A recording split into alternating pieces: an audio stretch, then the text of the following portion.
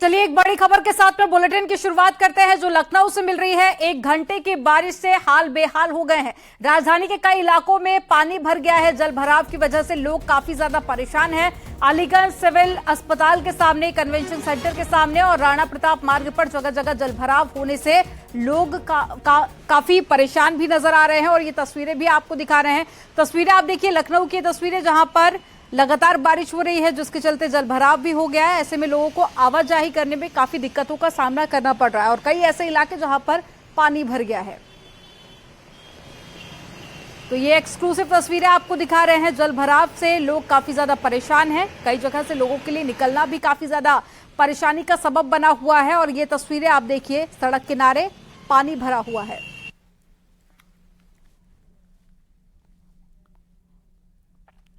शाहजहांपुर में आसमान से आफत बरसी है। दोपहर बाद हुई बरसात से शहर की सड़कें तालाब बन गई, जिसके चलते लोगों को मुश्किलों का सामना भी करना पड़ा। दूसरी ओर सिविल लाइन की खुदी सड़कें और साथ ही गलियों में पानी बरसने से चारों तरफ कीचड़ फैल गया, जिसके चलते मोहल्ले वासियों को मुश्किलों का सामना करना पड़ा है। तो एक बड़ी खबर आपको बता रहे हैं, लगातार बारिश हो रही है। शाहजहांपुर से ये तस्वीरें आप देखिए जहां पर सड़क पर लबालब पानी भरा हुआ है।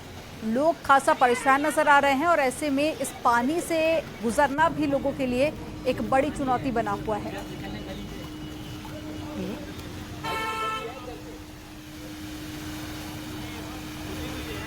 तो ये दो तस्वीरें आप देखिए, पहली तस्वीर आपको दिखा रहे हैं लखनऊ से, दूसरी तस्वीर आपको दिखा रहे हैं सहारनपुर से।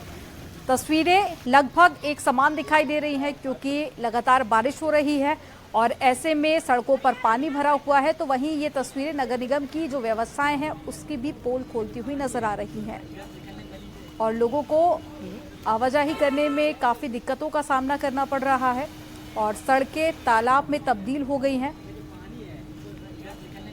तो ऐसे में पानी निकासी की भी यहाँ पर कोई खास व्यवस्था नहीं की गई है, जिसके चलते सड़कों पर कई फीट तक पानी भर गया है।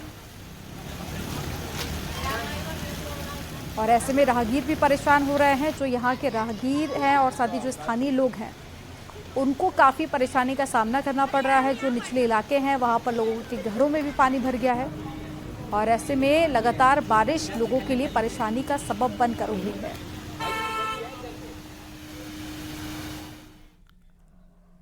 और अब खबर अल्मोड़ा से है, जहां भारी बारिश को देखते हुए कल स्कूलों की छुट्टी घोषित कर दी गई है। डीएम ने 12वीं तक के स्कूलों को छुट्टी देने का ऐलान किया है। आंगनवाड़ी केंद्रों को भी बंद करने के निर्देश दिए गए। पिछले 2 दिनों से जिले में हो रही है मूसलाधार बारिश, जिसके चलते लोग काफी परेशानी में थे, जिसके चलते अब स्कूलों की छुट्टी घोषित कर दी गई है। तो अल्मोड़ा से बड़ी खबर आपको बता रहे हैं, जहां लगातार बारिश को देखते हुए कल स्कूलों में छुट्टी रहेगी।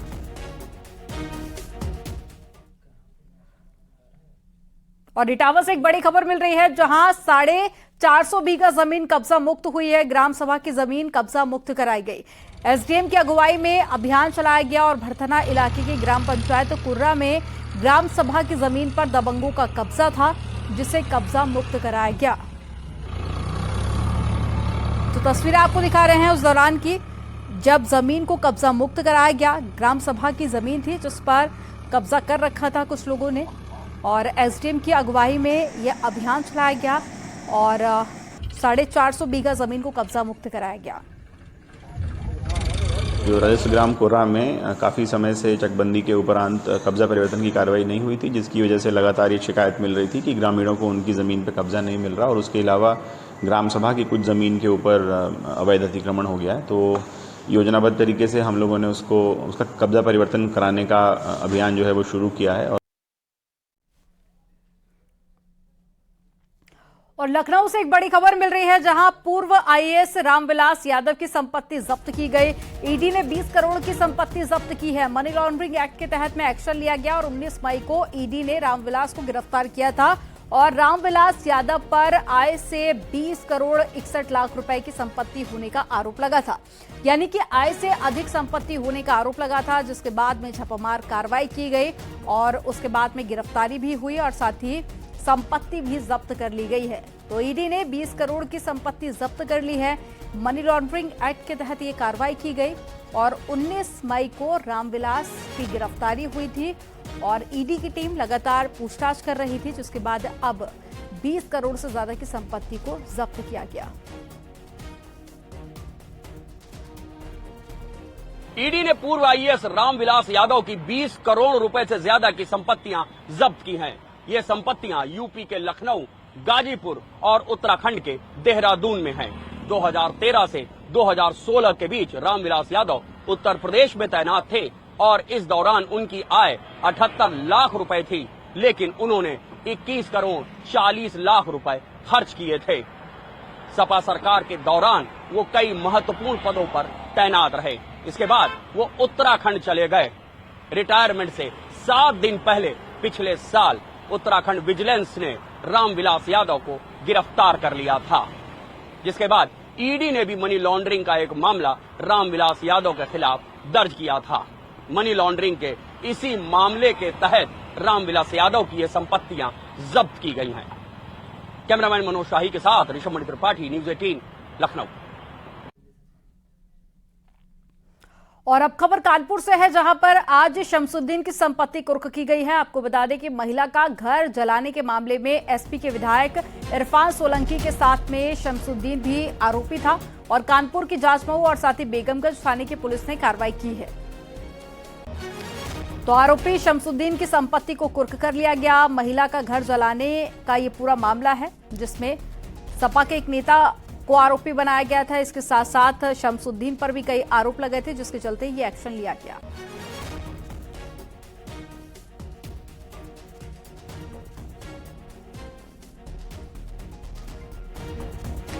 और ये दो तस्वीरें आपको दिखा रहे हैं। पहली तस्वीर आपको लखनऊ से दिखा रहे हैं, जहां पर ईडी ने एक्शन लिया और 20 करोड़ की संपत्ति को जब्त किया। दूसरी तस्वीर आपको दिखा रहे हैं कानपुर से, जहां पर एक महिला के घर जलाने का मामला बीते दिनों सामने आया था, जिसके चलते एक्शन लिया गया और यहां पर भी संपत्ति कुर्क की गई।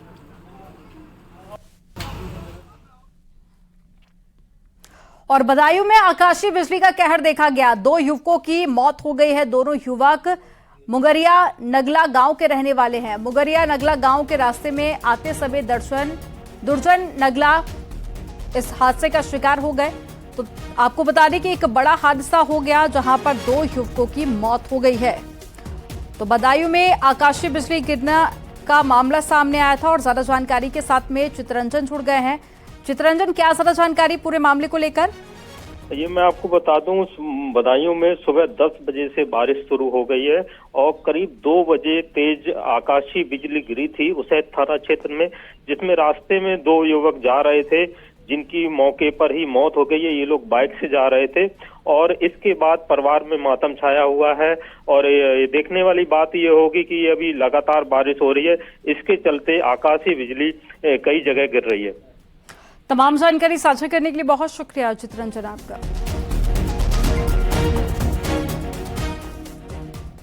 और चलिए रुक करेंगे अयोध्या का, जहां पर आकाशीय बिजली गिरने से महिला की मौत हो गई है। खेत में काम करने के दौरान हादसा हुआ और थाना पटरंगा के जखोली गांव का मामला है, जहां पर आकाशीय बिजली गिरने से एक महिला की मौत हो गई। एक बड़ी खबर आपको बता रहे हैं अयोध्या से, जहां पर आकाशीय बिजली गिरने से महिला की मौत हो गई।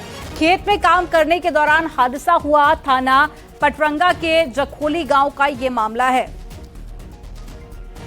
तो मौसम में बदलाव बार बार देखा जा रहा है, कई जगह पर बारिश भी हो रही है। ऐसे में आकाशीय बिजली गिरने की भी कई जगह से खबरें सामने आई और अयोध्या में एक महिला की मौत हो गई।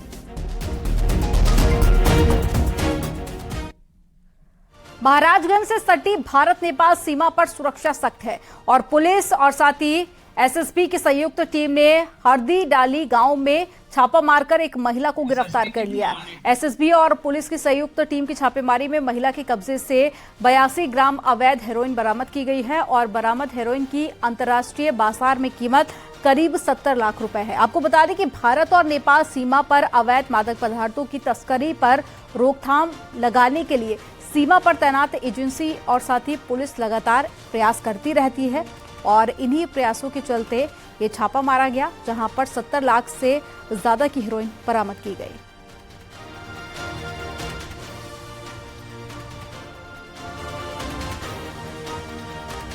क्या कार्रवाई की जा रही है?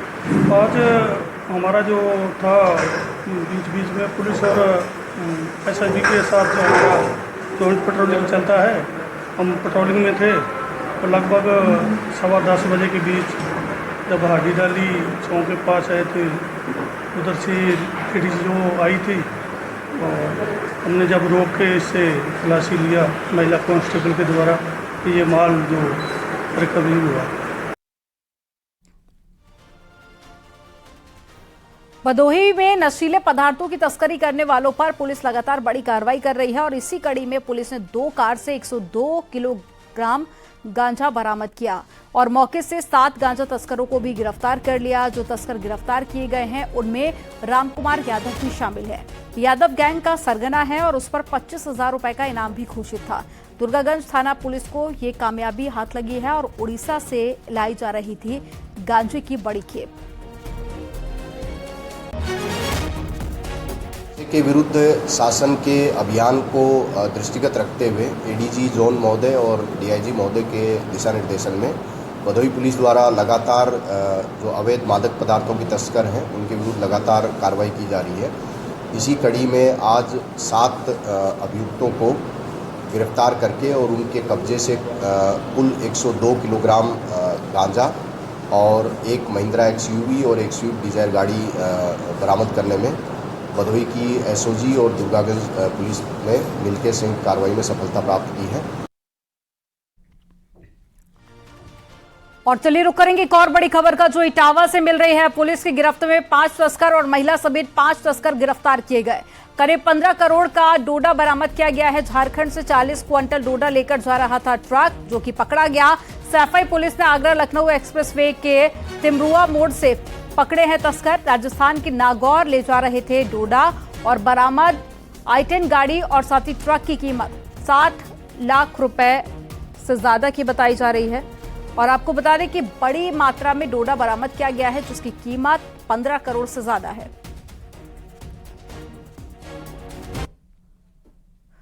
और गैंगस्टर रणदीप भाटी से जुड़ी एक बड़ी खबर है। गैंगस्टर को एनकाउंटर का डर सता रहा है और रणदीप भाटी की पत्नी ने चिट्ठी लिखी है और मानवाधिकार आयोग को ये चिट्ठी लिखी। चिट्ठी में भाटी की जान को लेकर चिंता जाहिर की गई और टॉप 10 गैंगस्टर की लिस्ट में शामिल है भाटी और स्वाट टीम के खौफ के चलते ये पत्र लिखा गया। रणदीप भाटी के खिलाफ लगातार कार्रवाई हो रही है और इसी के चलते भाटी को एनकाउंटर का डर सता रहा है और रणदीप भाटी की पत्नी ने पत्र लिखा है।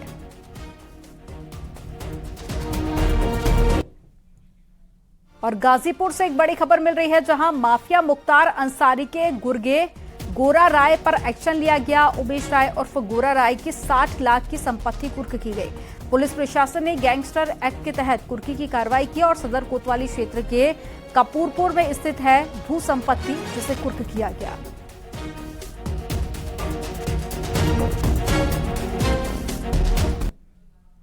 और अब खबर बलिया से है जहां पर पुलिस ने इंटर स्टेट वाहन चोर गैंग का खुलासा किया है और पुलिस ने वाहन चोर गैंग के 4 सदस्यों को गिरफ्तार कर लिया।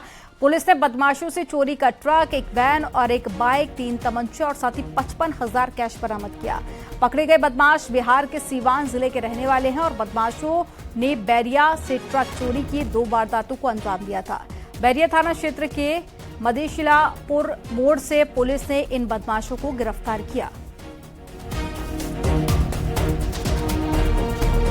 बैरिया में 2 ट्रक चोरी की घटनाएं हाल ही में हुई थी जिसके लिए थाना बैरिया और एसओजी बलिया की टीम लगी हुई थी। इसी दौरान मुखबिर के जरिए जानकारी मिली कि ये जो चोरी है ये इसके पीछे एक बिहार का गैंग है। इसके तहत प्रभावी कार्रवाई करते हुए इस गैंग के 4 सदस्यों को उनके सरगना से गिरफ्तार किया गया जिसके सरगना का नाम चंद्रभूषण है। ये सभी चारों अभियुक्त जनपद सीवान के रहने वाले हैं बिहार के और एक अंतर प्रांतीय गैंग है।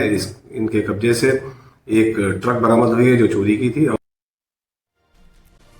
के बाद एक बार फिर से आपका स्वागत है। चलिए खबरों में आगे बढ़ेंगे, बात करेंगे रामपुर की जहां 2.5 साल की मासूम का अपहरण कर दुष्कर्म करने के आरोपी को पॉक्सको कोर्ट ने दोषी करार देते हुए आजीवन कारावास की सजा सुनाई है और साथ ही कोर्ट ने उसके ऊपर 1.5 लाख रुपए का जुर्माना भी लगाया।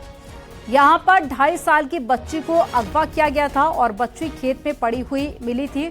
उसका मेडिकल हुआ तो उसमें बलात्कार की पुष्टि हुई। 21 मार्च 2023 की घटना है और करीब 3.5 महीने में ही कोर्ट ने अपना फैसला सुना दिया। कल पोक्सो कोर्ट श्री मोहम्मद रफ़ी के अदालत से 21 मार्च 2023 को एक बहुत जघन्य घटना हुई थी अजीम नगर के एक गांव में, जिसमें खेमकरण नाम के एक व्यक्ति ने एक मासूम 2.5 साल की बच्ची को अगवा कर लिया था